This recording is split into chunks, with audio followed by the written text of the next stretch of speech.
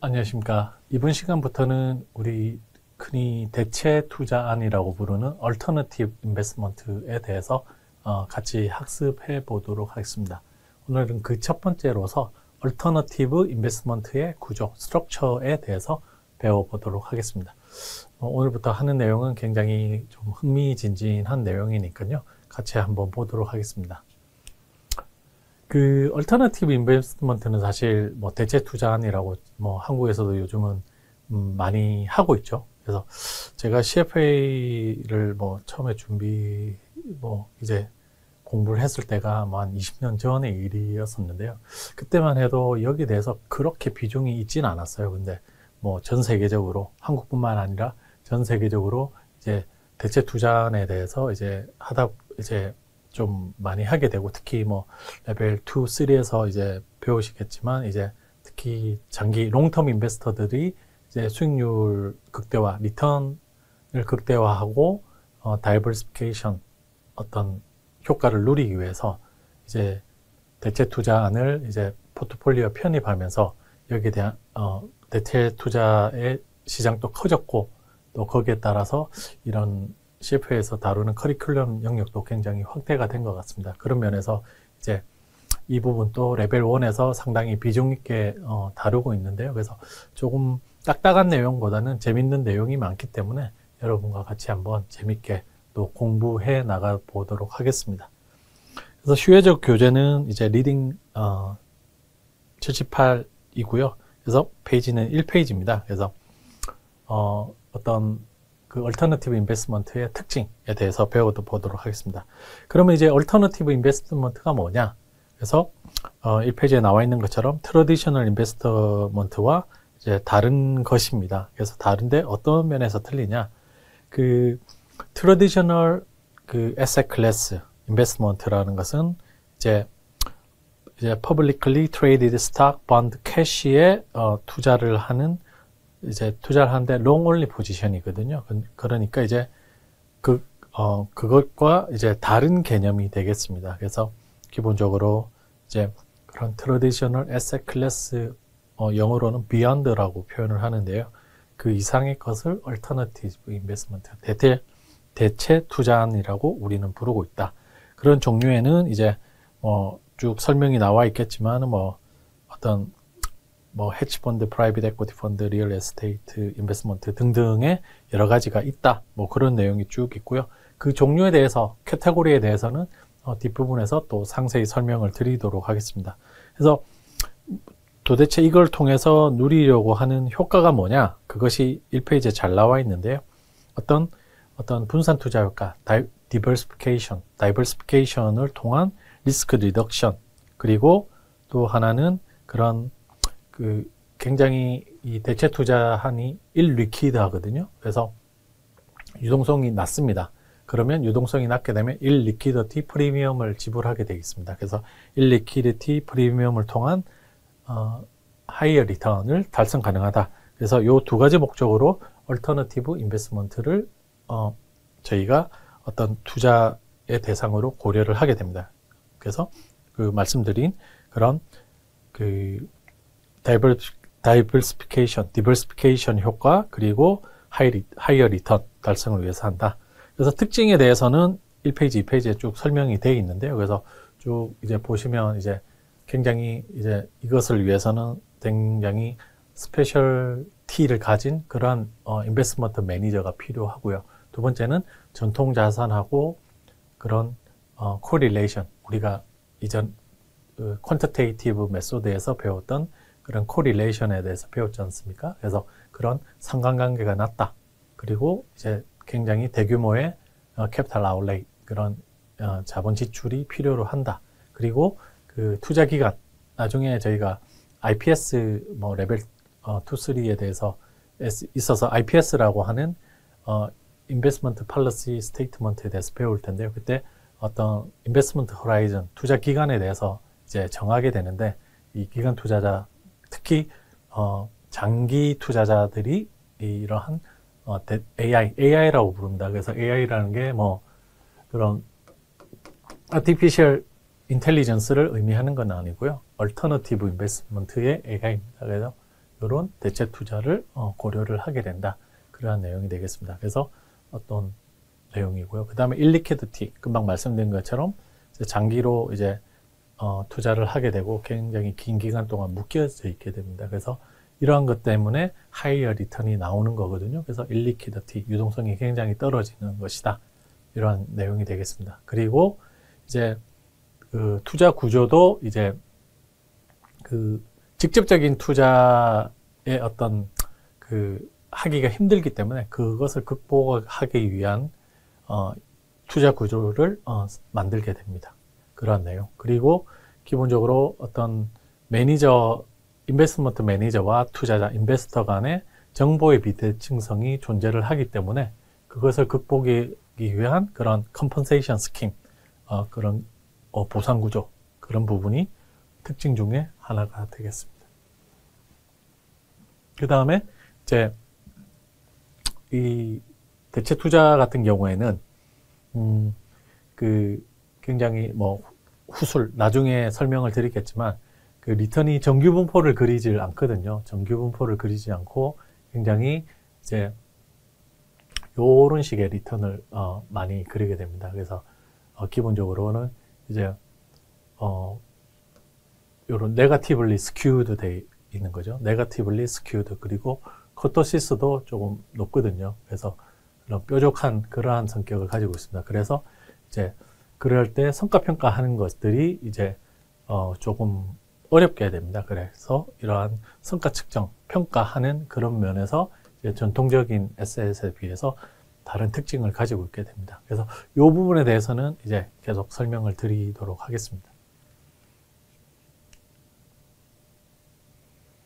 그래서 그 부분이 저희 1페이지, 2페이지에 설명이 쭉 나와 있습니다. 그래서 설명이 쭉 되어 있고요. 한번 읽어보시면 되고, 뭐 기본적으로는 이제 2페이지 위에서 좀 설명이 되어 있긴 한데요. 그 어떤 코릴레이션이 낮다라고, 로우 코릴레이션인데 이게 어떤 마켓 스트레스 어떤 그런 어떤 스트레스 상황의 그런 이코노미나 그런 마켓일 경우에는 상관관계가 늘어나기도 한다. 뭐 그런 내용이 되겠습니다. 그리고 이제 이 카테고리에 대해서 말씀을 드릴 텐데요. 그래서 이 부분은 뒷부분에서 상세히 설명이 되기 때문에 간략하게 한번 들어보시면 되실 것 같습니다. 그래서 우리가 보통 프라이빗 캐피털, 여기는 프라이빗 에코티와 프라이빗 뎃이 있습니다. 뭐 2페이지인데요. 그리고 리얼 에셋에 대한 설명이 있습니다. 그래서 리얼 에셋은 우리가 그런 실물 자산이라고 하죠. 실물 자산. 그래서 실물 자산이라는 것은 부동산, 리얼 에스테이트, 그 다음에 내추럴 리소스, 그 다음에 인프라스트럭처는 뭐 번역을 인프라스트럭처라고 하죠. 그래서 뭐 하부 구조라는 의미인데요. 그래서 인프라스트럭처, 그리고 콜렉터블스, 디지털 에셋, 3페이지에 나와 있다시피 한 5가지 종류로 나눠져 있습니다. 그래서 지금 특히 저희 CFA 커리큘럼에도 디지털 에셋의 중요성이 등장을 하면서 크립토 커런시 같은 디지털 에셋에 대해서 별도의 챕터를 할애해서 설명을 하고 있고요. 또 재밌는 영역이 될 것 같습니다. 그렇게 2가지가 설명이 되어 있고요. 그 다음에 3번째로 헤지펀드에 대해서 설명이 되어 있습니다. 그래서 지금 뭐 첫 번째 프라이빗 에코티와 프라이빗 뎃인데요. 그래서 뒤에서 여러 가지 설명을 하도록 하겠습니다. 그래서 프라이빗 에코티는 우리가 흔히 말하는 사모펀드죠. 그래서 사모펀드 같은 경우에는 LBO, 레버리지 바이아웃, 차익 매수라는 것도 있고, 벤처 캐피탈 같은 것도 있고, 그리고 이제 뭐 프라이빗 뎃에는 벤처 뎃도 있고, 디스트레스 뎃, 뭐 이런 것도 있습니다. 그래서 각각에 대해서는 한번 읽어보시면 되실 것 같습니다. 그래서 이 부분은 뒤에서 상세히 배우도록 하고요. 그 다음에 리얼 에셋도 우리가 부동산에는 레지덴셜 그리고 커머셜 2가지가 있다. 그래서 어떤 거주용 부동산과 상업용 부동산 2가지가 있고, 내추럴 리소스는 우리가 흔히 말하는 커머디티 그런 상품, 그리고 팜랜드, 팀버랜드 뭐 이런 2가지가 있다. 그리고 인프라스트럭처에는 우리가 이코노믹 인프라스트럭처 스트럭처 에셋과 소셜 인프라스트럭처 에셋 두 가지가 있다. 뭐 그 부분이 이 페이지에 설명이 되어 있습니다. 그래서 이 부분도 뒤에서 배우도록 하고요. 그다음에 뭐 헤지 펀드는 종류가 엄청나게 많거든요. 그래서 특히 레벨 3 가면 각각 전략에 대해서 배우시고 뭐 어떤 식으로 실제로 그런 트레이딩 전략을 엑스큐션 하는지 상세히 배우게 됩니다. 근데 지금 레벨 1에서는 각각의 의미하는 그런 내용에 대해서만 아시면 되실 것 같고요. 헤지 펀드에 대한 내용은 뒷부분에 조금 상세히 나오게 되니까 그때 같이 살펴보도록 하겠습니다. 그렇게 이제 같이 한번 보도록 하겠습니다.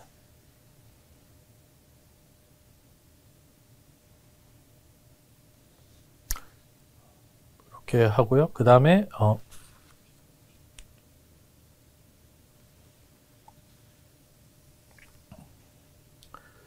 지금 페이지 4페이지입니다. 그래서 지금 우리가 이 얼터너티브 인베스트먼트에는 이제 방법에는 여러 가지가 있는데요. 그 중에서 우리가 어떤 투자하는 방안에 대해서는 크게 세 가지 방법이 있습니다. 그래서 4페이지인데요. 그래서 기본적으로는 이제 여기서는 조금 표시가 조금 잘 안 돼 있긴 한데요. 그래서 우리가 지금 배워야 될 부분은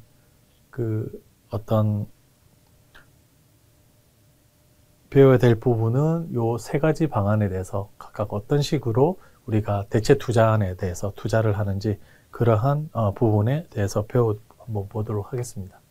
그래서 보통 제가 한번 그림을 한번 그려볼 텐데요. 그래서 인베스터가 있고요. 그 다음에 이게 얼터너티브 인베스트먼트 펀드 투자안이 있겠죠. 그리고 이것이 투자자가 이 펀드에 투자를 하게 됩니다. 그러면 이 펀드가 여러 가지 인베스트먼트에 대해서 투자를 하겠죠. 인베스트먼트 1, 2, 요게 1이라고 하고요. 요게 2, 3, 4, 5, 5가지 투자안에 투자를 하게 됩니다. 그래서 이렇게 펀드를 통해서 투자하는 것을 펀드 인베스팅이라고 합니다. 그 다음에 만약에 직접 펀드를 통해서도 투자하고 이 인베스터가 이것뿐만 아니라 요렇게도 어떻게 그려볼까요?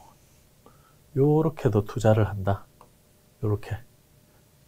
그래서 펀드를 통해서는 3을 투자를 했고요. 직접 투자를 같이 했을 때 5에는 직접을 투자하면 코인베스팅이라고 부르고 있습니다. 근데 만약에 우리가 여기에 또 한 9인 투자안이 있는데 여기에 대해서 이 사람이 직접 이렇게 투자한다. 이런 것을 다이렉트 인베스팅이라고 합니다. 그래서 코인베스팅은 요거, 다이렉트 인베스팅은 요거, 요런 식으로 되겠습니다. 그래서 요 그림을 한번 잘 보시면 되겠습니다. 그래서 펀드 인베스팅, 펀드에 투자하는 것과 더불어서 이제 직접 이 투자안에 요 펀드와 같이 투게더죠. 투자하는 것을 코인베스팅이라고 하고 이것과 상관없이 직접 투자하는 것을 다이렉트 인베스팅이라고 한다. 그러한 내용이 되겠습니다.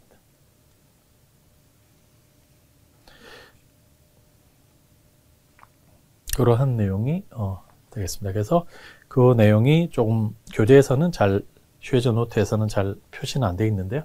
한번 보시면 되실 것 같습니다.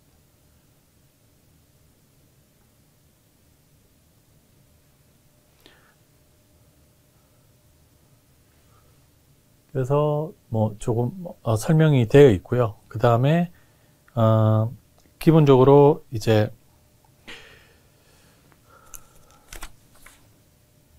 그 부분이 3페이지에 좀 설명이 되어 있습니다. 그래서 3페이지에 설명이 되어 있습니다. 그래서 3페이지를 같이 한번 보시면 되실 것 같고요.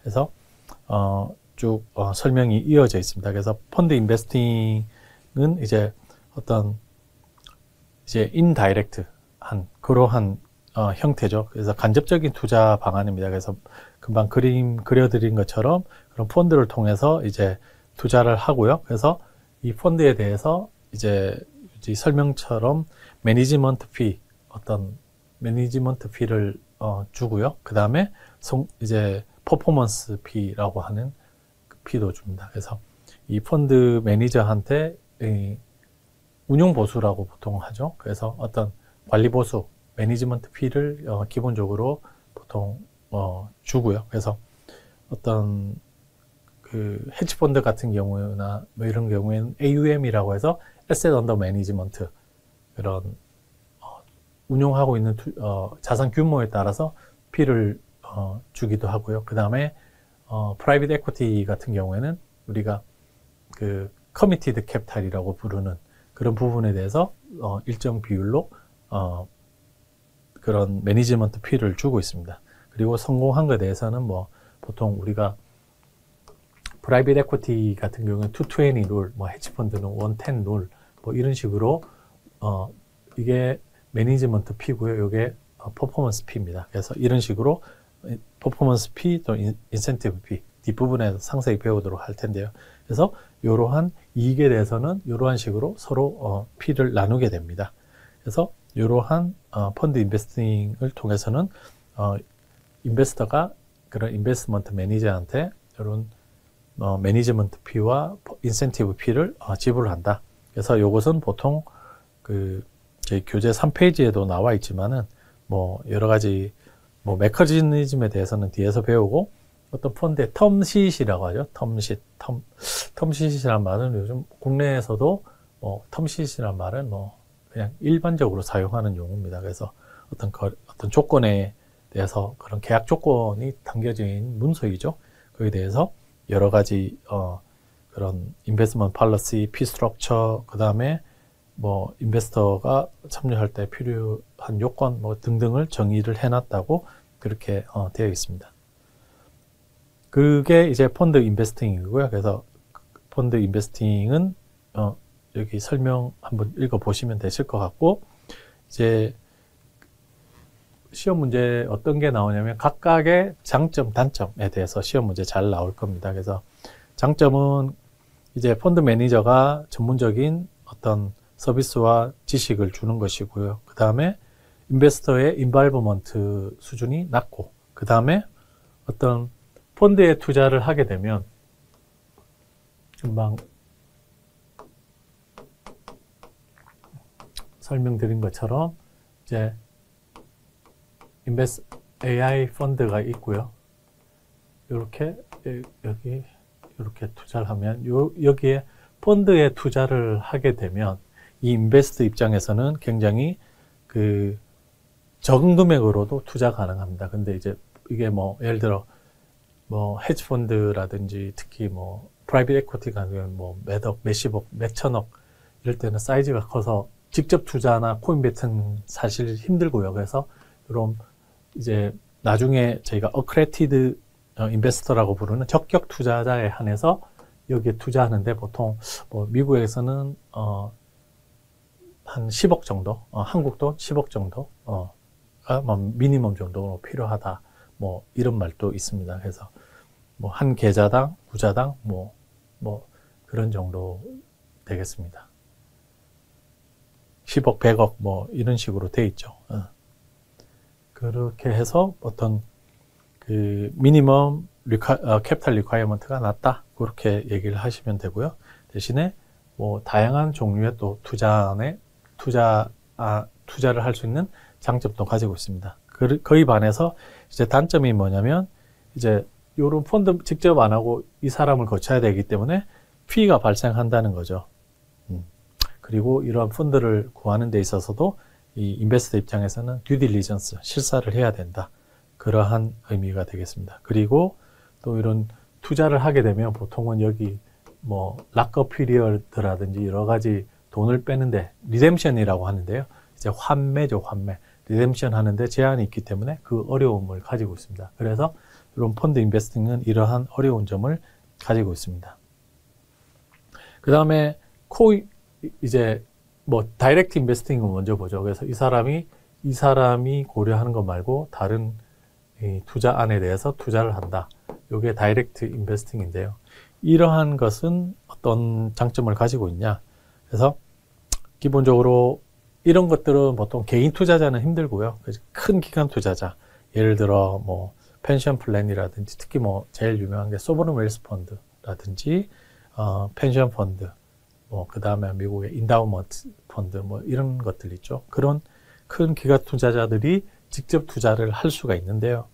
이 장점은 뭐냐면 이러한 투자자한테 주는 피가 없는 거고요. 그 다음에 투자안을 고려하는 데 있어서 이제 플렉서블한 거고, 그 다음에 무엇보다도 여기에 대해서 컨트롤을 할 수 있다.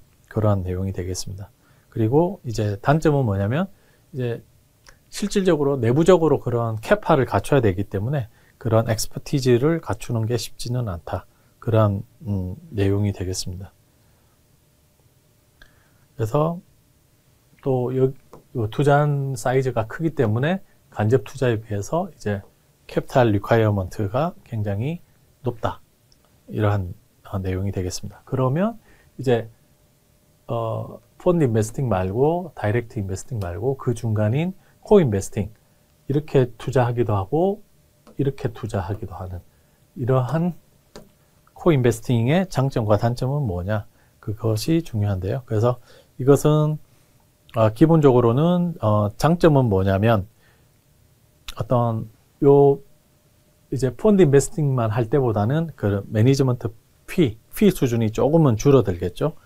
그런 것이고요. 그 다음에 또 이제 이렇게 간접 투자할 때보다는 좀 더 자기의 인발브먼트가 크고요. 그 다음에 이렇게 직접 투자함으로 따라서 이 사람하고 좀 더 릴레이션십을 발전시키고 이 사람의 노하우를 알게 되고 그러한 장점을 가지게 됩니다. 그래서 뭐 러닝 어퍼튜니티라고 하죠. 어떤 학습 기회가 생기게 되는 것입니다. 이제 단점은 뭐냐면 이제 각각의 장단점에서 이제 믹스가 되는 겁니다. 그래서 여기에 비해서 컨트롤을 low level of control, 컨트롤 할 수 있는 수준이 낮다. 그러한 얘기가 되겠습니다. 그리고 여기에 비해서는 또 액티브하게 인발브 해야 된다. 뭐 그러한 내용입니다. 그래서 이것은 뭐 외울 수 있는 문제는 아니고요. 이해를 통해서 정확하게 장단점에 대해서 한번 3페이지에 나와 있는 것처럼 한번 쭉 풀어보시면 이해를 해주시면 좋으실 것 같습니다. 이렇게 해서 3페이지 설명을 드렸고요. 그 다음에 이제 본격적으로 한번 보겠습니다. 그래서 이 스트럭처에 대해서 이제 말씀을 드릴 텐데요. 그래서 지금 교재에는 4페이지부터 5페이지입니다. 그래서 지금 설명 자체가 여기 약간 뭐라고 할까요? 좀 생략이 되어 있죠. 그래서 여기에서는 이제 오너십 스트럭처와 컴펀세이션 스트럭처 두 개로 나눠서 설명을 드리도록 하겠습니다. 그래서 교재에서는 지금 P 스트럭처, 여기 뭐 P 스트럭처 부분만 나와 있는데요. 그래서 중요한 것은 이제 오너십 스트럭처가 어떻게 되어 있느냐, 그러한 것이 조금 그 키 이슈가 되겠습니다. 그래서 어떤 대체 투자안을 하기 위해서 그 구조는 오너십 스트럭처와 컴펀세이션 스트럭처 두 개로 나눠서 조금 생각을 하셔야 된다. 그러한 내용이 되겠습니다. 그래서 어떤 펀드의 오너십 스트럭처에 대해서 먼저 설명을 드리는데요. 그래서 보통은 금방 설명드린 것처럼 인베스터가 이제 펀드를 통해서 이제 투자안을 집행을 하게 되는데, 그때 어떤 식으로 하느냐, 보통 예전에 우리 코퍼레이트 이슈어 중에서 파트너십에 대해서 배우셨죠. 그래서 보통 요런 얼터너티브 인베스트먼트 펀드는 파트너십의 형태로 이제 셋업이 되게 됩니다. 그래서 스트럭처링이 그렇게 되는 거죠. 그래서 여기에는 LP와 GP가 있게 됩니다. 그래서 GP는 우리 인베스트먼트 매니저, 보통 사모펀드 같은 경우에 뭐 사모펀드 운용력 뭐 이런 얘기하죠. 그게 GP에 해당하고요. 그 투자자들은 LP에 해당이 되겠습니다. 리미티드 파트너, 제너럴 파트너. 이러한 의미가 되겠습니다. 그래서 뭐 한국어로 번역하려면 유한책임사원, 무한책임사원인 거죠. 사원이라는 게 어떤 종업원이라는 뜻이 아니고요. 주주 개념에 가까운 것입니다. 그래서 주식회사의 주주는 사원이라고 하지 않고 주주라고 하지만 어떤 에퀴티를 가지고 있는 것들은 사원이라고 합니다. 국내에서는. 그래서 그런 의미에서 무한책임사원, 유한책임사원 그러한 내용이 되겠습니다. 그래서 말씀드린 것처럼 파트너십 형태로 이제 오너십 스트럭처가 구성이 된다. 그렇죠. 그래서 이거는 보통은 파트너십 예전에 배우셨죠. 이거는 프라이빗한 구조죠. 프라이빗한 구조. 그러한 내용이 되겠습니다. 그래서 GP가 어떤 여기에 대한 모든 일을 하고 LP는 투자만 하고 투자한 금액에 대해서 그 투자 금액을 한도로 책임을 지는 것입니다. 그리고 이 LP에 참여하는 LP의 수에는 제한이 있습니다. 그래서 예전에 코퍼레이트 이슈어 때 배우셨던 거 한번 리마인드 한번 해보시면 좋으실 것 같네요. 그래서 이런 식으로 한다. 그래서 이러한 파트너십들은 대부분 금방 세 가지 형태 말씀드렸는데요. 세 가지 형태 중에서 펀드 인베스팅과 코인베스팅의 형태는 파트너십을 스트럭처링해서 하고요. 보통 다이렉트 인베스팅 같은 경우에는 이러한 파트너십 구조로 하지 않고 직접적으로 이렇게 투자를 하게 됩니다. 그래서 요것은 뭐 말씀드린 것처럼 뭐 그림을 다시 한번 살짝 그려보면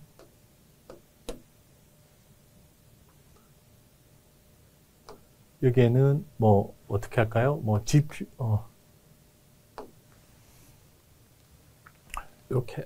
이렇게 해보죠. 여기 LP가 있고 GP가 있다. 그래서 인베스터에는 LP, GP가 파트너십을 형성을 해서 이 파트너십을 형성을 하는 것이다. 그래서 LP와 GP로 이루어진다. 그래서 LP는 인베스터고 GP는 인베스트먼트 매니저 또는 펀드 매니저라고 얘기를 할 수가 있겠습니다. 그래서 이런 식의 파트너십을 구성을 해서 한다. 그러한 내용이 되겠습니다. 그렇게 해서 이제 말씀드렸고, 보통은 이제 말씀드린 것처럼 이런 LP 같은 경우에는 accredited investor, 적격 투자자라고 해서 우리 교재도 34페이지에 나와 있는데요. 그래서 뭐 나와 있는 것처럼 이제 자산 규모 일정액 이상 되는 그러한 어떤 이런 뭐라고 해야 되나, 저기 나와 있는 것처럼 그 리스크를 이해를 하는데 좀 sophisticated한 knowledge를 가진, 그리고 웰스도 significant한 웰스를 가진 그러한 사람만이 이 적격 투자자 LP가 될 수 있는 요건을 갖추고 있습니다. 그렇게 말씀을 하시면 이해를 하시면 되고요. 그래서 보통은 이제 이게 파트너십 중에서도 리미티드 파트너십입니다. 그래서 이 리미티드 파트너십을 구성을 하게 되는데, 그때 리미티드 파트너십을 규정하는 게 리미티드 파트너십 어그리먼트 LPA라고 하는 것이죠. 그래서 지금 교재 4페이지에 나와 있는 것처럼 이 어떤 둘 간의 어떤 여러 가지 관계를 규율을 해 놓는 것이 LPA입니다. 그래서 LPA, 요것이 어떤 리미티드 파트너십 어그리먼트, 여기에 여러 가지 각각 파트너들의 어떤 권리와 의무 이런 것들이 규정이 돼 있다. 그리고 펀드의 오퍼레이션에 대한 것도 쭉 내용이 있는 거죠. 그렇게 지금 LPA에 규정이 되어 있는데요. 또 우리가 사이드 레터라는 걸 통해서 일부 GP와 일부 GP는 아니죠. GP와 일부 LP 간에 사이드 레터 많이 쓰시죠. 그런 거 회사 생활 하시면 이해하실 것 같습니다. 그래서 어떤 뭐 한 명 또는 한두 명의 어떤 사람과 독자적으로 이제 사이드 레터를 통해서 개별 요건을 이제 쓰게 됩니다. 뭐 그러한 것들이 이제 LPA와 더불어서 사이드 레터에 적혀져 있다. 그렇게 이해를 하시면 좋으실 것 같습니다. 그리고 여기 4페이지에 나와 있는 것처럼 예를 들었는데요. 그래서 그 예는 SQLite라고 제가 아직 감기가 낫지 않아서 조금 발음이 좋지 않은데요. 그래서 SQLite라고 되어 있는 그 부분이 어떤 면제권 같은 의미입니다. 그래서 어떤 GP가 요구했을 때 어떤 캐피탈 컨트리뷰션을 이제 위드홀드 할 수 있는 그러한 면제권이라든지 뭐 그런 것을 예로 들었고요. 그 다음에 또 어떤 이제 most favored nation clause 이거 혹시 들어보셨나요? 그래서 보통 ML most preferred nation이죠. MPN 아이고 preferred가 아니라 most favored nation이죠. MFN입니다. 그래서 최혜국 대우 이런 무용 용어로 들어보셨을지 모르겠습니다. 최혜국 대우입니다.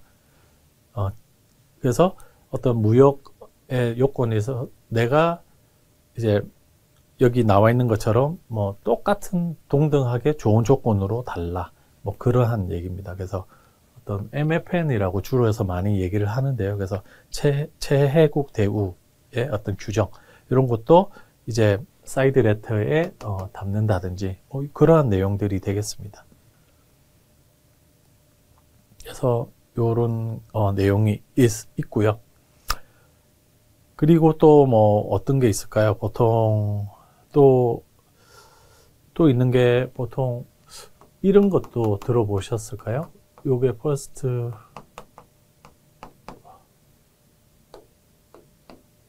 요거 실무적으로 굉장히 우리 퍼스트 라이트 오프 리퓨저리라고 하는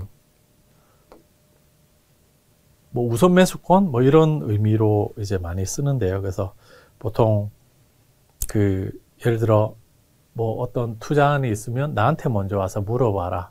그래서 내가 그 가격을 매칭하면 나도 하는 것이고 이제 그렇지 않으면 다른 사람한테 기회를 주는 뭐 그런 우선 매수 청구권, 우선 뭐 청구권이죠. 근데 거절할 수 있는 우선적으로 뭘 거절할 수 있는 청구권. 그래서 투자안이 주어졌을 때 딴 사람한테 어떤 가격을 받다, 비드 오퍼, 뭐 다른 M&A에서도 많이 쓰는데요. 그래서 그런 오퍼를 받았을 때 나한테 와서 물어보고 내가 그 가격을 매칭을 하게 되면 내가 투자를 하고 그렇지 않으면 다른 사람한테 기회를 준다든지 금방 말씀드린 그런 한 3가지 정도 뭐 금방 말씀드렸죠. SQLite랑 그 다음에 MFN이랑 포스트 라이트 오브 리퓨절 이런 것들이 다 사이드 레터 안에 담겨져 있게 됩니다. 그다음 뭐 SQLite 뭐 금방 썼던 이런 것들이 다 사이드 레터에 담기게 되는 겁니다. 그렇게 해서 이제 뭐 파트너십으로도 되고요. 그래서 파트너십은 이제 프라이빗한 거라서 굉장히 일리퀴드하죠. 이런 지분을 이제 양도하고 청산하고 이게 어렵습니다. 그렇기 때문에 우리가 MLP라는 구조를 쓰게 됩니다. 그래서 그 마스터 리미티드 파트너십인데요. 그래서 요것도 말 그대로 리미티드 파트너십이죠. 그래서 요것도 보통은 리미티드 파트너십, 요거는 마스터 리미티드 파트너십이라고 하는 MLP인데 이것은 이제 기본적으로 이제 어떤 그 마스터 펀드를 상장을 해 놓는 겁니다. 그래서 그게 publicly trade 될 수 있게끔 그러한 것입니다. 그래서 이런 것들은 교재에 나와 있는 것처럼 내추럴 리소스나 리얼 에스테이트 때는 MLP 구조로 많이 써서 이제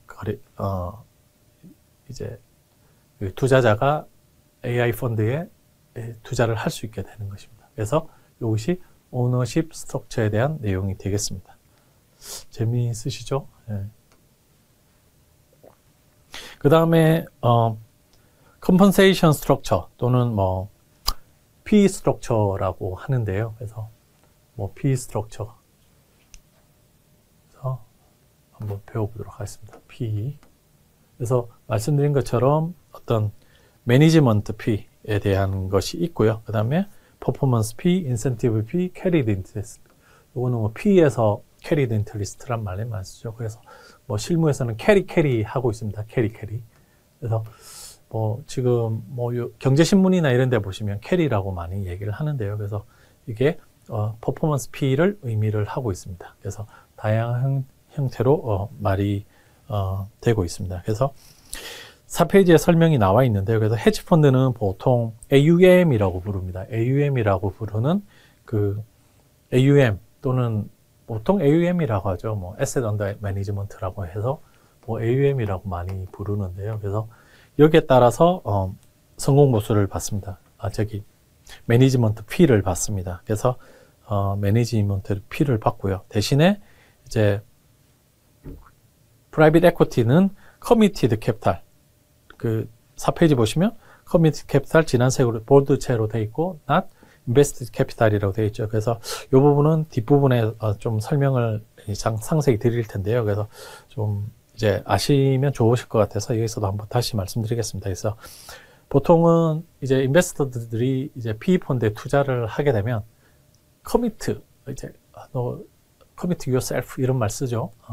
너 자신을 좀 몰입을 시켜라. 그래서 자기 자신 이제 투자자 입장에서도 커미트먼트를 하게 됩니다. 내가 약정이라고 하죠. 이제 약정을 얼마 투자를 하겠다라고 약정을 하게 됩니다. 그러면 이제 PE에서 약정을 하게 되고 이제 약정액을 모아서 펀드를 구성을 하게 되고 이제 시간의 흐름에 따라서 이제 그 펀드가 셋업이 돼서 그 타겟을 찾아서 이제 투자를 집행을 하게 됩니다. 그때 이제 펀드 매니저가 이제 약정한 투자자한테 캐피탈 콜을 하게 됩니다. 캐피탈 콜을 하는 거죠. 그러면 이제 얼마 집행이 필요하니까 얼마를 달라 이러면 그 인베스터가 얼마를 이제 약정된 금액에서 그만큼을 이제 콜을 해주는 거죠. 그래서 그게 이제 투자가 되면 그게 인베스티드 캐피탈이 되는 겁니다. 그래서 커미티드 캐피탈이 캐피탈 콜을 통해서 이제 콜이 이루어지고 투자가 되면 그것이 인베스티드 캐피탈이 되는 것입니다. 그래서 지금 교재 설명이 잘 되어 있는데요. 그래서 이제 그것은 드로우다운 된다, 인베스티드 된다 이런 말입니다. 그래서 그 어떤 투자 대상이 아이덴티파이드 되고 added to 포트폴리오 투자 포트폴리오에 포트폴리오 컴퍼니라는 게 투자의 어떤 회사들이죠. 투자 대상 회사들 거기에 더해지면 그것이 드로우다운 된다는 표현을 많이 씁니다. 그래서 그런 드로우다운이 된다. 그래서 보통 커미티드 캐피탈이 여기 나와 있는 것처럼 3년에서 5년. 보통 뭐 미국 같은 경우 PE 기간이 한 10년 이상이라고 하면 투자 기간은 뭐 3년에서 5년 걸리고 나중에 이제 엑시트 하는데 또 그만큼 이상의 시간이 걸리기 때문에 총 10년이라고 하면 3년에서 5년 정도에 걸쳐서 그만큼을 콜해서 드로우다운이 되게 되는 것입니다. 그래서 드로우다운이 되는 것이죠. 그래서 이것은 어떤 펀드 매니저의 재량이다. 그리고 이제 이 전체 캐피탈 콜에서 커미티드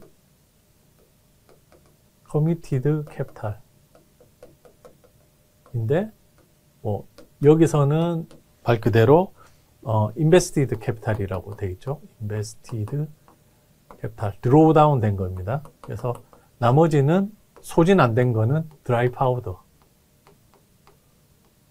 파우더라고 합니다. 그래서 경제신문이나 특히 뭐 제일 잘 보시는 신문 있으시죠? 뭐 더벨이라든지 이런 거 보면 드라이 파우더라고 이제 부르는 부분들이 있습니다. 그래서 이제 드라이 파우더라는 거 탄약이죠. 탄약 그런 탄약 남아있는 탄약 마른 파우더. 그래서 탄약입니다. 그래서 남아있는 총알입니다. 그래서 이제 인베스터가 전체 인베스터가 약정한 것 중에서 투자된 게 있고요. 그 다음에 남아있는 게 드라이 파우더에 해당이 되겠습니다. 그래서 이제 이 설명처럼 이제 매니지먼트 피는 여기에 대해서 지불을 하게 됩니다. 그래서 여기에 따라서 일정 퍼센티지를 곱한 게 아니라 커미티드 캐피탈의 일정 비율을 곱한 것을 우리가 그 매니지먼트 매니지먼트 피로서 우리가 이제 일정 퍼센티지를 적용하는 것은 요것이다, 요게 아니다. 그러한 내용이 되겠습니다. 그게 4페이지에 나와 있는 내용입니다.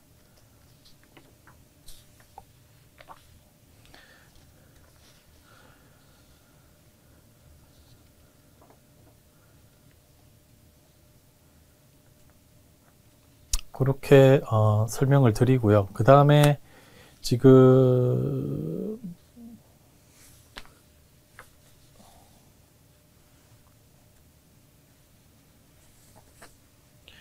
그렇게 설명을 드리고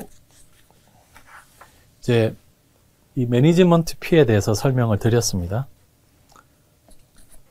그리고 퍼포먼스 피가 이제 5페이지부터 설명이 나와 있는데요. 그래서 여기에는 이제 좀 설명이 많아서 여러 가지가 있게 됩니다. 그래서 이 부분에 대해서는 이제 다음 시간에 한번 자세히 저희가 그 리턴을 구하는 그 내용이 있는데요. 그때 상세히 설명을 좀 드리도록 하고요. 간략하게 어떤 것들이 있는지 말씀드리겠습니다. 그래서 소프트, 하드, 허들레이트라는 게 있는데요. 그래서 어떤 그 파트너십, 우리가 LPA, 그 LP에서 어떤 허들레이트 또는 프리퍼드 리턴이라고 되어 있는 그 부분에 대해서 이제 퍼포먼스 피를 이제 5페이지 설명처럼 퍼포먼스 피, 인센티브 피를 주기 위해서 이 허들을 넘어야 되는데, 소프트라고 하는 것은 이제 그곳을 넘게 되면 말 그대로 소프트한 거죠. 전체 증가된 금액에 대해서 지불하는 것이고, 하드는 넘어간 부분, 허들레이트를 넘은 부분에 대해서만 퍼포먼스 피를 주는 것을 하드라고 합니다. 그래서 이 부분은 나중에 리턴 계산할 때 잘 나오거든요. 그때 우리 또 상세히 한번 또 설명을 드려보겠습니다. 그리고 캐치업 클로즈라는 것은 이제 말 그대로 캐치업 클로즈라는 것은 이제 그 예를 설명을 드릴 텐데요. 그래서 기본적으로 이제 여기 예가 있는데요. 그래서 어떤 펀드가 14%의 수익률을 기록을 했는데 허들레이트가 8이고 퍼포먼스 P가 20%였다. 그렇게 했을 때 이 캐치업 클로즈가 어떻게 적용이 되는지 한번 보라는 의미인데요. 그래서 요거는 한번 보겠습니다. 그래서 보면 기본적으로 이제 예를 들어 첫 번째 8%는 LP한테 가고요. 나머지 2%는 GP로 간다. 그러한 의미가 되겠습니다. 그래서 처음에 예를 들어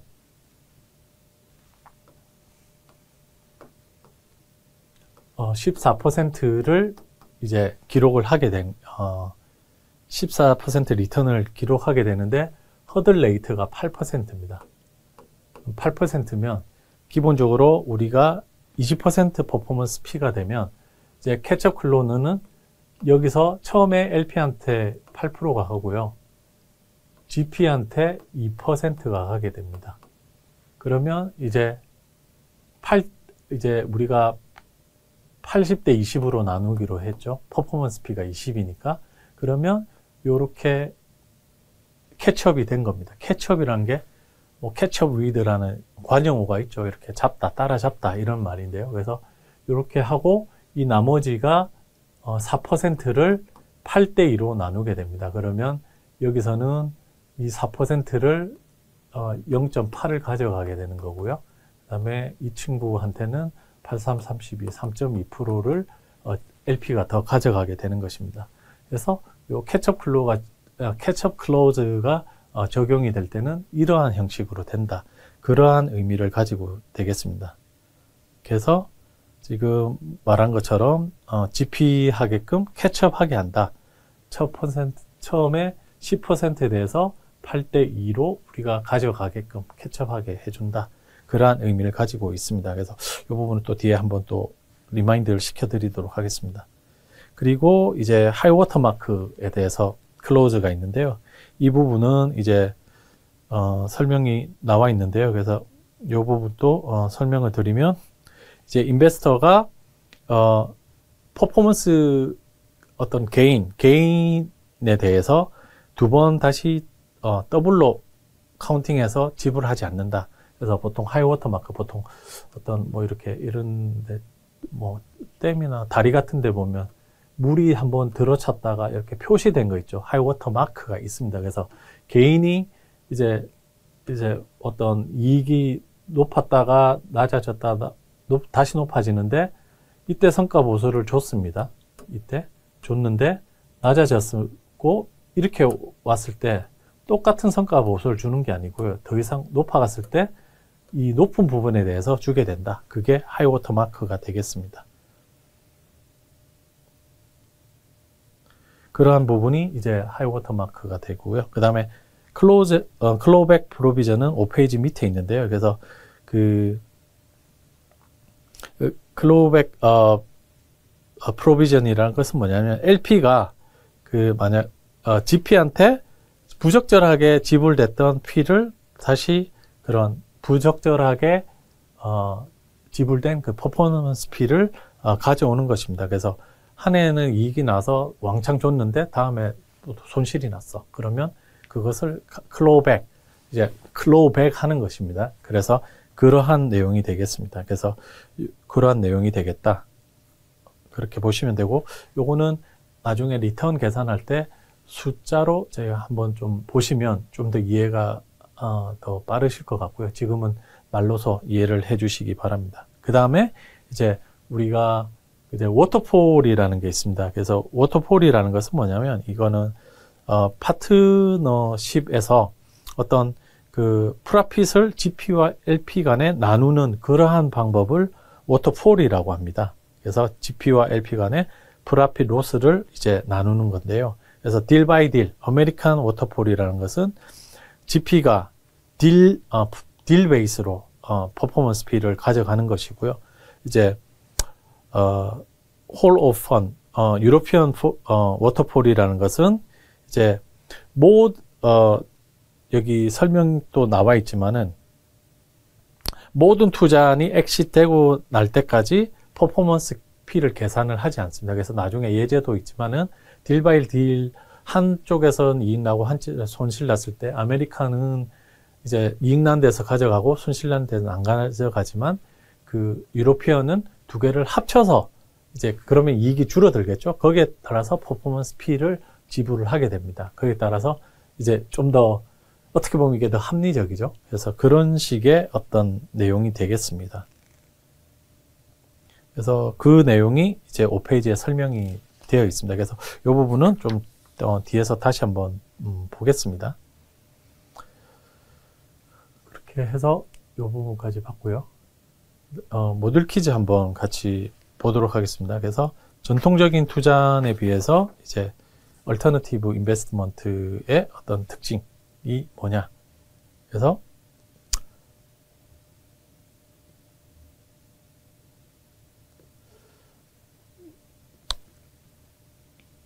지금 저희가 이제 요거에 비해서 이거의 특징을 찾는 거죠. 그래서 정답은 B번입니다.